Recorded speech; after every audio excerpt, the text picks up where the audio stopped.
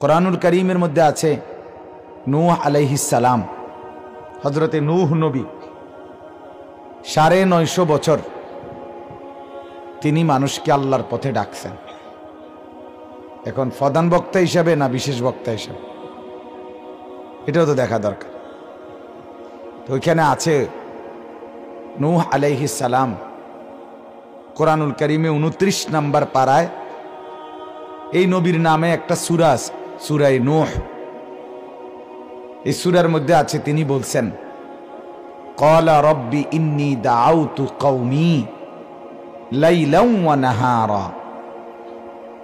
নূহ নবী বললেন, আল্লাহ আমি আমার কওমকে আপনার পথে ডেকেছি লাইলান ওয়া নাহারা, রাতেও দিনেও।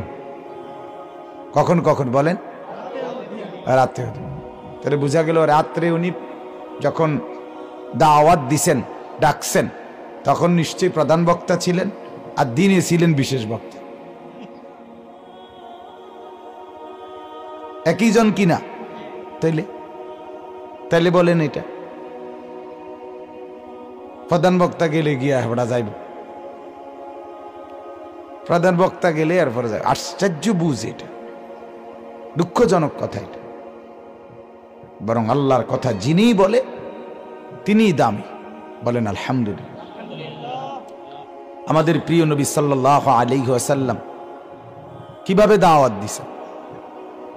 নির্দিষ্ট একক কোনো পদ্ধতিতে না, কখনো একজন, কখনো ২ জন, কখনো ১০ জন, কখনো ১০০০ জন, কখনো একাকী, কখনো প্রকাশ্যে, কখনো গোপনে, কখনো আড়ালে, রাতে দিনে, বাজারে, হাটে ঘাটে, মেলায়। মানুষ ওকাজ, ওই জামানার একটা মেলা, বাজারের মধ্যে মেলা বসতো, তো মানুষ যাইতো বাজারে, মেলায়।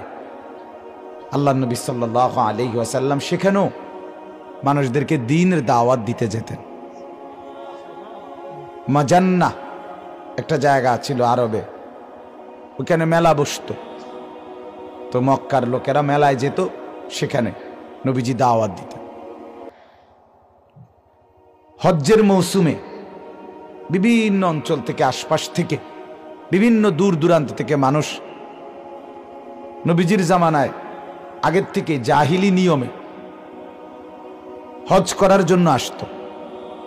নিজস্ব কুপ্রথা বানায় নিছিল হজ্জের বিধানের মধ্যে, যেমন উলঙ্গ হয়ে তাওয়াফ করত, মূর্তিকে কাবাগরের ভিতরে রাখত, নির্দিষ্ট ব্যক্তি ছাড়া কাবাগরের ভিতরে কেউ ঢুকতে পারত না, অনেক বদরসুম ছিল তাদের। তো এই হজগুলো পালন করতে আসতো অনেকে দূর দূরান্ত থেকে। তো মিনার কাছে দূরের মানুষরা তাবু ফেলতো, তাবু গাড়তো থাকার জন্য মিনার কাছাকাছি। তো নবীজি সাল্লাল্লাহু আলাইহি ওয়াসাল্লাম হজ্জের মৌসুমে মক্কায় থাকাকালীন তিনি এই মিনার যে খিমা তাবু, এখনো হাজী সাহেবরা গেলে দেখে মিনার তাবুগুলোর মধ্যে, এগুলো ওই তাবু না, এই তাবুগুলোর মধ্যে আল্লাহ নবী সাল্লাল্লাহু আলাইহি ওয়াসাল্লাম ঘুরে ঘুরে, হাইটা হাইটা, একটা একটা করে করে তাবুতে কালেমার দাওয়াত দিতেন, আল্লাহর কথা বলতেন, আখিরাতের কথা বলতেন। এবং সবচেয়ে মজার কথা হলো, শোনেন, নবীজি সাল্লাল্লাহু আলাইহি ওয়াসাল্লাম হিজরত করে মদিনায় গেছিলেন। মদিনার মানুষ দলে দলে আল্লাহ নবী সাল্লাল্লাহু আলাইহি ওয়াসাল্লামের কালেমা পড়ছেন, নবীজিকে সর্বোচ্চ জান প্রাণ দিয়ে, কলিজার সবটুকু দিয়ে সাহায্য করছেন আনসাররা। এই যে মদিনায় ইসলামের এই বিকাশ, আজকে মদিনা রাসূলুল্লাহ সাল্লাল্লাহু আলাইহি ওয়াসাল্লামের রওজা মোবারক, সব কিছু, নবীজির স্ত্রীদের কবর, সাহাবায়ে কেরামের কবর অগণিত, আবু বকর ওমরের মতো, এই যে মদিনার এত কিছু, ইসলামের জন্য তাদের এত সেবা, এত খেদমত, এত জান প্রাণ, এটার কিন্তু সূচনা, মদিনার মুসলমানদের ইসলাম গ্রহণের সূচনা এটা হয়েছিল এই মিনার এই তাবুত থেকে। নবীজি এরকম তাবুতে হাইটা হাইটা দাওয়াত দিচ্ছিলেন হজ্জের মৌসুমে, ওই জামানার হজ্জের নিয়মের মধ্যে। তো এই সময় 3 জন লোক ওনার এক জায়গায় বসা, আল্লাহ নবী সাল্লাল্লাহু আলাইহি ওয়াসাল্লাম ওনাদেরকে ইসলামের দাওয়াত দিছিলেন।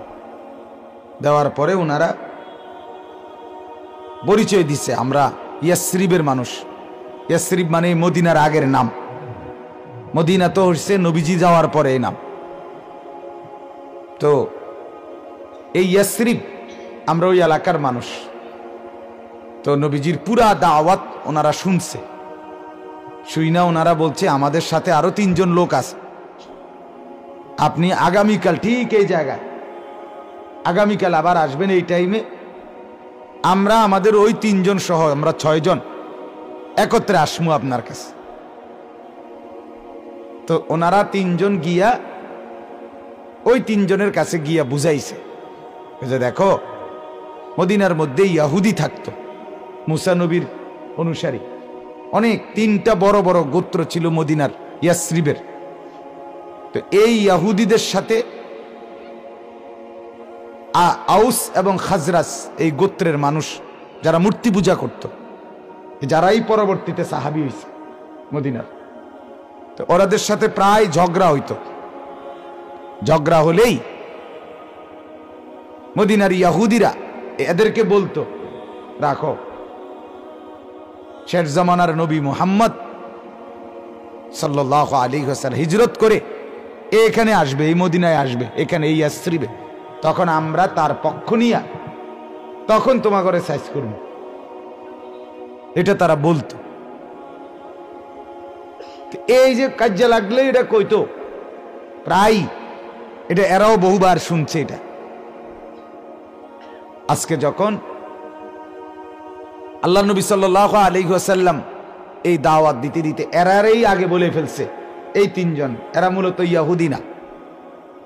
এরা গিয়ে ওই 3 জনকে বলল, শোনো, ওই যে ইয়াহুদিরা ঝগড়া লাগলে বলে যে শেষ নবী মুহাম্মদের কথা, সে তো প্রকাশিত হয়েছে, দাওয়াতও দিতেছে, মানুষকে দিন প্রচার করতেছে, এক কাজ করো, ইয়াহুদিরা শুনবার আগে আগে আমরা 6 জন আমরাই আগে কালেমা পড়ে লাইলাম।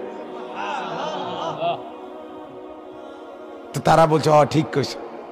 পরের দিন এই 6 জন প্রথম মদিনার ওনারা কালেমা পড়ে মুসলমান হয়েছে। এদের মাধ্যমেই এই শুরু। এরপরে শত শত মানুষ কালেমা পড়ছে।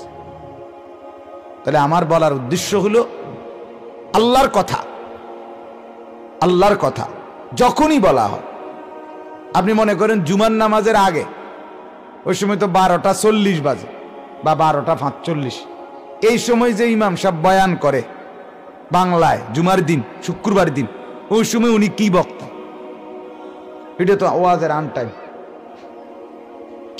কথা বোঝেন নাই?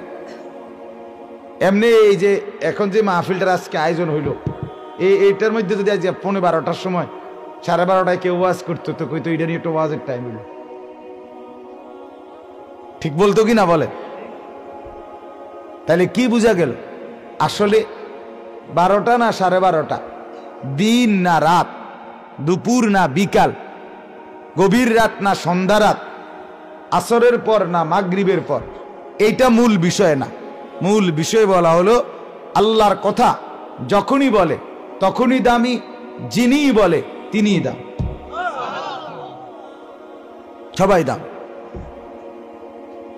এই জন্য বাপ সব সময় আমার অনুরোধ, ওলামায়ে কেরামের বয়ান যতটা সম্ভব বেশি থেকে বেশি শুনতে চেষ্টা করবেন, বলেন ইনশাআল্লাহ। নির্দিষ্ট কারো উপরে নির্ধারিত হয়ে বসে থাকবেন। মাওলানা বলতেছিলেন, মাওলানা সানাউল্লাহ, আমি লাস্ট আইসা যে কথাটা শুনতেছিলাম, ওযু করতে গিয়ে শুনতেছিলাম যে আধুনিক হইতে হইতে আজকে আমরা আদর, মায়া, মহব্বত অনেক ভুলে গেছি। এটা তো বাস্তব, চমৎকার কথা। চমৎকার কথা।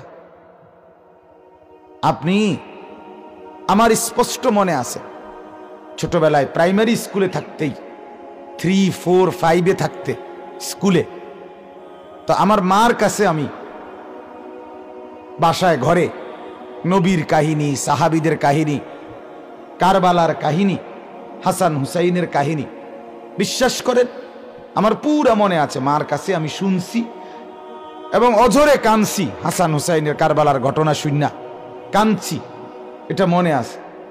মা সুরে সুরে শুনাইছেন, ওঠো ওঠো ওঠো বেল্লাল, ওঠো মিনারায়, এই আজান দিতে, তোমার আজান শুনতে মন চায়, এই গজল। এটা আমি আমার মার কাছ থেকে মুখস্থ করছি।